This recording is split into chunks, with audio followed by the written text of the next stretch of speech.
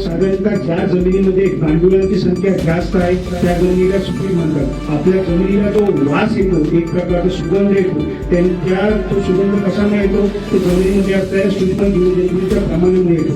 आपल्या जमिनीमध्ये जे कुठलेही कुजण्याचे पदार्थ असतील ते आपण पदार्थ टाकल्यानंतर कुजलं ते किती दिवसामध्ये कुजतात, जास्त दिवसात कमी दिवसामध्ये कुजतात, ते म्हणजे जमिनीची सुपीकता. म्हणून या सृष्टीची निर्मिती करत असताना या ब्रह्मदेवाने प्रत्येक माणसाच्या निर्मितीसाठी आणि प्रत्येक माणसाच्या शेवट्यासाठी माती ठेवलेली आहे. महाराष्ट्र राज्यामध्ये 1975 साली जो दुष्काळ झाला होता त्यावेळी अन्नधान्याची मोठ्या प्रमाणामध्ये गरज होती. ती गरज पूर्ण करण्याची जबाबदारी संपूर्ण राज्याच्या कृषी खात्यावर होती, राज्याच्या शेतकऱ्यांवर होती. त्यावेळी काय करावं प्रश्न प्रत्येक शास्त्रज्ञाला होता.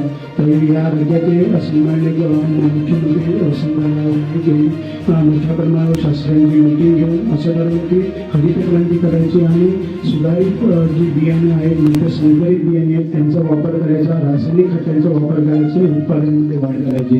याचा असा परिणाम झाला की 1980-85 पर्यंत आपण महाराष्ट्र राज्य मोठ्या प्रमाणामध्ये अन्नधान्याच्या बाबतीत स्वयंपूर्ण झालं. पण साधारणतः 1985-90 मध्ये हा जो ग्राफ होता, हा जो आलेख होता तो बऱ्यापैकी खाली येत गेला. त्याची एक 2-3 उदाहरणं किंवा मी आकडेवर सांगतो. हे सगळे जे मी काही आकडेवर सांगतो ही शासनाच्या वेबसाईटवर गेल्यानंतर तुम्हाला ते मिळू शकतात. 1975-1970 सालापर्यंत जेव्हा रासायनिक खताचा वापर भारतामध्ये होत होता तेव्हा आपली उत्पादकता होती साधारणतः 117 किलो प्रति हेक्टर. मोठ्या प्रमाणामध्ये उत्पादकता होती. म्हणजे साधारणतः असं होतं की 1 किलो रासायनिक खत वापरल्यानंतर आपल्याला 117 ते 118 किलो भात उत्पादन, ज्वारी उत्पादन, गहू उत्पादन, कुठल्याही अन्नधान्याचे उत्पादन मिळवतं. परंतु दुर्दैवाने शेतकरी बंधूंनी काय केलं, त्यांना जे पाहिजे तेवढंच घेतलं आणि त्याचा परिपाक असा झाला की आता 2026 साली 1 किलो रासायनिक खत वापरल्यानंतर फक्त 17 किलो उत्पादन मिळते. ॲव्हरेज उत्पादन भारतामध्ये जी उत्पादकता आहे ती 17 किलो आहे. म्हणजे 100 किलोची उत्पादकता कमी झालेली आहे. दुसरं महत्त्वाची मगाशी जाधव साहेब म्हणाले कर्बभूषण देखील की सिंधुदुर्ग जिल्ह्यामध्ये सेंद्रिय कर्बाचं प्रमाण जास्त आहे किंवा चांगलं आहे. परंतु संपूर्ण देशाचा राज्याचा विचार केला गेला तर सेंद्रिय कर्बाचं प्रमाण फार कमी झाले. सेंद्रिय कर्ब म्हणजे जमिनीचा आत्मा, जमीन जिवंत आहे की नाही, जमीन मेलेली आहे हे कोण सांगतोय, तर आपल्याला जमिनीमध्ये सेंद्रिय कर्ब किती आहे सांगतो. गेल्या 10-15 वर्षांमध्ये संपूर्ण देशामध्ये, संपूर्ण राज्यामध्ये मायग्रेशन म्हणजे रोजगारासाठी मोठ्या प्रमाणात लोकांचं शहराकडे मायग्रेशन झालंय. त्याच्यामुळे मनुष्यबळ किंवा मजूर मिळत नाहीये, यांत्रिकीकरण मोठ्या प्रमाणावर झाले. त्याचा परिपाक असा झाला की जमिनीमध्ये जे सेंद्रिय खतांचं पुनरुज्जीवन किंवा सेंद्रिय खतांचं चक्रीकरण झालं पाहिजे ते झालं होत नाहीये. थोडक्यात काय सांगायचं झालं की आपल्याकडच्या सिंधुदुर्ग जिल्हा, रत्नागिरी जिल्ह्यातील मागापैकी साधारणतः जानेवारी ते मे महिन्यापर्यंत जंगलामध्ये जायच्या, फळकडी तोडायच्या, त्याचा पालापाचोळा शेतामध्ये टाकायचा आणि सरपणासाठी लागू ठेवायचा. त्याच्यामुळे मोठ्या प्रमाणामध्ये जमिनीमध्ये सेंद्रिय पदार्थ उपलब्ध व्हायचे आणि त्याच्या जमिनीमध्ये जे असणारे सूक्ष्मजीव असायचे त्यांना हा सेंद्रिय पदार्थ खायच्यासाठी उपलब्ध व्हायचे. जमिनीमध्ये आपोआप जमिनीमध्ये सेंद्रिय कर्बाचं प्रमाण वाढायचं. दुसरा एक मोठी एक आपण आधुनिकच्या नावाखाली एक सोपी गोष्ट आपण सोडली म्हणजे बांध बंदिस्त करत आहे. म्हणजे मेरा बांधणे हा जो प्रकार सिंधुदुर्ग रत्नागिरी जिल्ह्यामध्ये होता तो दुकानात दिसत नाही. त्याचा एवढा मोठा दुष्परिणाम झालेला आहे की जी जमीन आपण निर्मिती करू शकत नाही, कुठल्याही कारखान्यामध्ये, कुठल्याही फॅक्टरीमध्ये, कुठल्याही व्यवसायामध्ये ज्या जमिनीची मातीची आपण निर्मिती करू शकत नाही ती एका झटक्यामध्ये सहज निघून जाते. साधारणतः माझ्या माहितीप्रमाणे कालपासून आतापर्यंत या भागामध्ये 100 मिलीमीटरपेक्षा जास्त पाऊस पडला असेल. हे 100 मिलीमीटरचे जास्त पाऊस पडल्यामुळे या आपल्या उघड्या जमिनी आहेत ते एका हेक्टरमधून साधारणतः 4000 ते 5000 किलो माती सहज एका ठिकाणी दुसऱ्या ठिकाणी वाहून गेली. ती वाहून नदीत नाल्यात गेली, नाल्यातून ओढ्यात गेली, ओढ्यातून मोठ्या नदीत गेल्याने डायरेक्ट समुद्रात गेली. त्याची निर्मिती परत होऊ शकत नाही.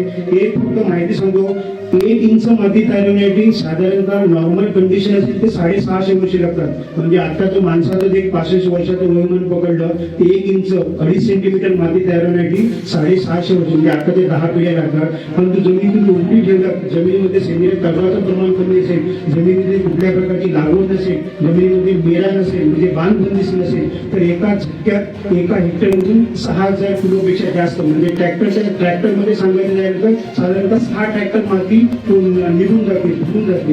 ही फक्त माती धुवून जात नाहीये, तर जमिनीमध्ये असणारे पोषक तत्व निघून जात आहेत. त्याच्यासाठी तुम्हाला रासायनिक खतांचा वापर करावा लागतोय. जमिनीमध्ये असणारे सूक्ष्म जीवजंतू निघून जात आहेत, ज्याच्यामुळे जमिनीची सुपीकता म्हणजे आपल्याला काय करते. जमिनीची सुपीकता म्हणजे तुम्ही किती खत घालताय, जमिनीची सुपीकता म्हणजे किती उत्पादन येत असं नाही, तर जमिनीमध्ये किती प्रमाणामध्ये सूक्ष्म जीवजंतू आहेत त्यांचं प्रमाण म्हणजे जमिनीची सुपीकता. म्हणजे साधारणतः माझे वडील मला नेहमी सांगायचे की एखाद्या एखादं कुटुंब सुपीक आहे असं तुम्ही समजू शकतो. तर एखाद्या घरामधून महिलांचा हसण्याचा आवाज येत असेल तर ते घर सुखी आहे असं समजू शकतो. It is not major in terms of money, ते पैशामध्ये आपण मोजू शकत नाही.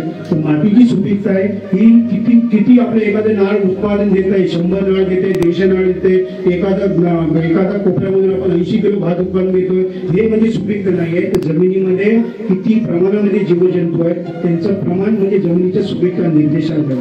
ते एक माहिती सांगतो. साधारणतः ज्या जमिनीमध्ये गांडुलांची संख्या जास्त आहे त्या जमिनीला सुपीक म्हणतात. आपल्या जमिनीला जो वास येतो, एक प्रकारचा सुगंध येतो, तो सुगंध कशामुळे येतो, ते जमिनीमध्ये असणाऱ्या सूक्ष्म जीवजंतूंच्या प्रमाणामुळे येतो. आपल्या जमिनीमध्ये जे कुठलेही पुसण्यायोग्य पदार्थ असतील ते आपण पदार्थ टाकल्यानंतर पुसलो, ते किती दिवसामध्ये पुसतात, ते जास्त कमी दिवसामध्ये पुसतात, ते म्हणजे जमिनीची सुपीकता. म्हणून या सृष्टीची निर्मिती करत असताना या ब्रह्मदेवाने प्रत्येक माणसाच्या निर्मितीसाठी आणि प्रत्येक माणसाच्या शेवट्यासाठी माती ठेवलेली आहे. कुठल्याही धर्माचा माणसाच्या निर्मितीसाठी म्हणजे एखाद्या बाळ एखाद्या आईच्या पोटात असेल तर त्याच्या फिडिंगसाठी जे अन्न पाहिजे ते कुठून येत आहे, तर मातीमधून येते. तरी कुठल्याही धर्मातील माणूस शेवट झाला तर तो कुठे जातोय, मातीमधून जाते. हिंदू असेल, ख्रिश्चन असेल, मुसलमान असेल, म्हणून हिंदू धर्मामध्ये लोकमध्ये देतात, बाकीच्या धर्मामध्ये त्याला जमिनीमध्ये फोडलं जातं. म्हणून मातीची आवश्यकता आहे. परंतु दुर्दैवाने आताच्या दुर्दैवाने आता काय झालंय की आता कुठलाही शेतकरी असू दे, तो कमी उत्पादन कमी जमीन धारक असेल, मोठा शेतकरी असेल, चांगल्या प्रतीचं बियाणं आणतोय, चांगल्या प्रतीचं खत आणतोय, चांगल्या प्रतीची यंत्रणा आणतोय, चांगल्या प्रतीची यांत्रिकीकरण करतोय. पण त्या ज्या जमिनीमधून ते उत्पादन करतोय ती माती आपली चांगली आहे का, मातीचं आरोग्य चांगले आहे का, त्या जमिनीमधून चांगल्या प्रकारचं उत्पादन येणार आहे का, हे बघताना दुर्दैवाने दिसत नाही. याचं कारण काय, मोठ्या प्रमाणाने औद्योगिकरण झाल्यामुळे मातीकडे बघण्याचा, जमिनीकडे बघण्याचा दृष्टिकोन हा बदललेला आहे. आता काही अनिर्णय आपण बघतोय, अनिर्णय हे आता काही नाहीये. तुम्ही एक थोडं अध्यात्मामध्ये पण असेल तर बघा, म्हणजे गुरुचरित्रामध्ये पण याचा दुष्काळाचा उल्लेख केलेला आहे. गुरुचरित्रापासून म्हणजे 1000 शेतीला 10,000 वर्ष पहिले पैसे जास्त आहे. आपला जो देशी नांगर आहे ते देशी नांगराला इतिहास एक 20-25 हजार वर्षापूर्वीचा आहे. दुर्वास ऋषीने हा देशी नांगर शोधून काढलेला आहे. जगाच्या कुठल्याही कोणाकोपऱ्यात जा, ब्राझील पासून अमेरिकेपासून इस्रायल कुठेही जा, देशी नांगराचा जो कोण आहे त्या कोणाची साईज बदलली नाही, त्या देशी नांगराचा आकार बदललाय, पण देशी नांगराची साईज बदलली. कारण त्या नांगराच्या साह्याने जी नांगरणी होती ती सर्वात शेतीमध्ये आदर्श नांगरणी केली जाते. म्हणजे याला शेतीला किती हजार वर्षापूर्वीचा इतिहास आहे तो बघा. आता जो दुष्काळ पडला, अनियंत्रित दुष्काळ पडले, आताच नाही, 2015 मध्ये म्हणजे माझ्याकडे जो आकडेवारी आहे ती साधारणतः 7 जुलैला पहिला पाऊस पडला होता 2015 मध्ये. 2022 मध्ये साधारणतः 20-21 जूनला पाऊस पडला होता आणि साधारणतः 2013-14 मध्ये एक 10-15 जून नंतर पावसाची सुरुवात झाली होती. तेव्हा पण अशीच परिस्थिती होती, पण उत्पादकता तेव्हा आपल्याला थोड्या प्रमाणात होती. आता काय झाले, स्लो पॉइझन झालेलं आहे. शेतकऱ्याकडे प्लॅन बी तयार नाही, कंटिन्जन्सी प्लॅनिंग तयार नाही. प्लॅन बी तयार नसल्यामुळे आपल्याला आता मोठा धोका संभवतो. पूर्वीच्या काळात पण असे दुष्काळ येत होते, दुष्काळ लोक फेस करत होते. तर तुम्ही महाभारत बघत असाल, रामायण बघितलेलं असेल, टीव्हीवर बघितलंय, त्याचं वाचलं असेल, त्यावेळी पण दुष्काळ होते. पण त्यावेळी शेतकरी परंतु त्या दुष्काळाचा सामना व्यवस्थित करत होते. कारण काय, जो शेतीचा पाया आहे, शेतीचा कणा आहे, ती माती आहे ती सुदृढ होती. त्याच्यामुळे त्याला हमखास माहिती होती की एक पीक गेलं तर दुसरं पीक येणार. आता आधुनिकीकरणाच्या नावामुळे आपण जुनी जी बियाणे आहे ती नष्ट केली. आपल्याकडे जया, पाटणी, बेरा, वनगर, घाटी पंगड जे काही जाती आहेत ते जाती एकदम चांगल्या प्रतीच्या होत्या. ह्या वातावरणामध्ये त्याला इतिहास तुम्ही बघायला गेला, कोणाला बियाणे कधीच आहे तो सांगेल माझ्या वडिलांचे, त्या वडिलांनी कधीच आहे माझ्या वडिलांचे, त्यांना विचारतो माझ्या वडिलांचे. त्याला 100, 150, 200 वर्षापूर्वी इतिहास आहे. ह्या वातावरणामध्ये तावून सुधारून निघालेल्या. दुसरं महत्व होते म्हणजे ह्या बियाण्यांमध्ये साधारणतः 8.5% पेक्षा जास्त प्रोटीन आहे. प्रोटीनमध्ये जे आता ते इंद्रायणी म्हणा तुम्ही कुठलेही दुसरे सुधारित भात बियाणे घेत आहे त्याचं जे भात आपण खातो त्या भातामध्ये मॅक्सिमम जास्तीत जास्त 2.25% प्रोटीन आहे. मी कुठलेही आकडे सांगते माझ्या मनाचे सांगत नाही, तुम्ही गुगलवर सर्च करून बघू शकता. त्याचा ग्लायसेमिक इंडेक्स बघा, आपली जी भाताची जाती होते त्याचा ग्लायसेमिक इंडेक्स बघा 50 पेक्षा कमी आहे. सिंधुदुर्ग जिल्ह्यामध्ये सध्या साधारण डॉक्टर असतील तिथे त्यांना विचारा अशा डायबिटीजचं प्रमाण आपल्या जिल्ह्यामध्ये किती आहे. जर 10 माणसापैकी 6 माणसाला डायबिटीजचं प्रमाण आहे.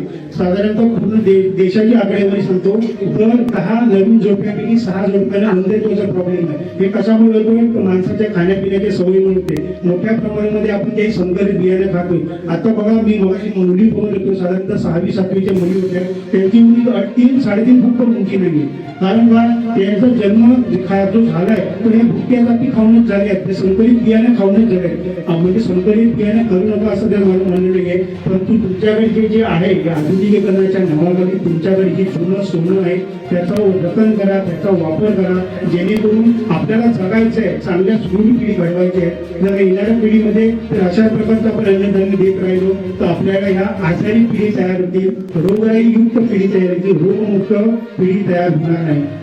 दुसरं म्हणजे काय, आपल्याकडे आधुनिकीकरणाच्या नावाखाली आपण जास्त उत्पन्नाच्या जास्त उत्पन्नापायी पैशापायी काही महत्वाची जी पिकं आहेत, म्हणजे कोणत्यासारखं पीक आहे, नाचणीसारखं पीक आहे, वरईसारखं पीक आहे, रागीसारखं पीक आहे, ते आपण आता करतच नाही. ते नाहीशी तरुण पिढीला आता ते 20 वर्षाच्या वयोगटातील मुलांना विचारलं तुम्ही बघितलं आहे की त्याला माहिती नाही, मिलेट्स प्रकार माहिती नाही. पण जागतिक लेवलला त्याला मान्यता मिळाली. गेल्या वर्षी 2 वर्षापूर्वी युनोने जागतिक मिलेट आंतरराष्ट्रीय तृणधान्य दिवस वर्ष म्हणून साजरे केलं. त्याचं महत्व आरामाचं आहे. पुढील असं एक पीक आहे सिंधुदुर्ग जिल्ह्यामध्ये, सिंधुदुर्ग रत्नागिरी जिल्ह्यामध्ये मोठ्या प्रमाणात होतं. त्याच्यामध्ये 25% पेक्षा जास्त प्रोटीन आहे. एकदम रिच सोर्स ऑफ प्रोटीन. मासे, अंडी, मटण खाऊन बी तुम्हाला जे प्रोटीन मिळत नाही ती कुलतामधून मिळते. कुलतामध्ये रोगप्रतिकार शक्ती करणे, रोगप्रतिकार शक्ती निर्माण करण्याची एवढी ताकद आहे. म्हणून आपली वडील, आपली आजी पावसाळ्यामध्ये जेव्हा रोगप्रतिकार शक्ती कमी व्हायची त्या गुलकाची पिठी खायची, मोड गुलकाची भाजी खायची, गुलकाचं काय कळण करायची, गुलकाचं सूप प्यायचे आणि त्याच्यामध्ये रोगप्रतिकार शक्ती निर्माण करण्याची ताकद मोठी आहे. आता जर मार्केटमध्ये बघायला गेला तर 80 रुपयाच्या खाली कुणी आपल्याला खाली मिळत नाही. पण तो शेतकरी पण खरंच दिसत नाही. कारण का? कुणी त्याला काही जास्त भाव नाही म्हणतात. माझ्या माहितीप्रमाणे आम्ही कृषी विज्ञान केंद्र गेली 10 वर्ष 150 किलो 200 किलो लोकांना मोफत उपलब्ध करून दिले. सन्मान पंचायत समितीसाठी समान सभा आहे, त्यांना माहिती आहे. आजूबाजूच्या 10-15 गावांमध्ये आम्ही अशा प्रकारचा प्रयोग करतोय. त्याचा मुख्य उद्देश काय की कोणत्याचे जात मोडीत केलेले ते लोकांना त्याचा बियाणे उपलब्ध व्हावा, बियाण्याचा प्रसार व्हावा आणि कुठेतरी जो हा शेतकरी ह्या उत्पादनापासून भटकत चाललाय तो या बियाण्याकडे यावा. साधारणतः 12 ते 15 क्विंटल चांगलं उत्पादन मिळते. दुसरं महत्वाचं आहे की भुईमुग, बऱ्याच ठिकाणी भुईमुग आपण शेतकरी करतो, चांगल्या प्रकारचं बियाणं उपलब्ध होत नाही. तुम्ही चांगल्या पद्धतीचं बियाणं उपलब्ध केलं स्वतःच्या शेतावर, ते ब्लेंडेड जे ऑइल आपण जे खातो ते तुम्हाला खायची गरज लागणार नाही. चांगल्या पद्धतीचं आपल्याला भुईमुगाचं तेल उपलब्ध घरच्या घरी होऊ शकतो. अशा प्रकारे आधुनिक बोलण्यासारखं भरपूर आहे. माझ्याकडे मी वेळ बघून ठरवतोय, तुमची मानसिकता बघून ठरवतो. मी याच्यावर 2 तास पण बोलू शकतो. म्हणजे मला त्याच्यात मी तज्ञ असल्यामुळे मला हा विषय नवीन नाही आहे. तुम्हाला ते 1 वाज 1.25 वाजला आहे, तुम्ही किती ऐकू शकता. दुपारच्या ब्रह्मज्ञानाने ज्ञान सांगितले बघून ऐकलं नाही. त्यामुळे मी जाता जाता एवढंच सांगेन की ह्या कृषी दिनाच्या निमित्तानं तुमच्याकडे जे जे आहे जुनं जे आहे ते जपण्याचा प्रयत्न करा. आधुनिकतेच्या नावाखाली जुनं ते सोनं आहे त्याचा आणि आधुनिकतेचा सांभाळ करा आणि शेती करा, जेणेकरून तुमचं आरोग्य पण चांगलं लागेल, चांगल्या प्रकारचे पैसे पण मिळतील आणि शाश्वत उत्पादन मिळेल. आयोजकांनी मला या ठिकाणी 10-15 मिनिटं बोलण्याची संधी दिली त्याबद्दल धन्यवाद.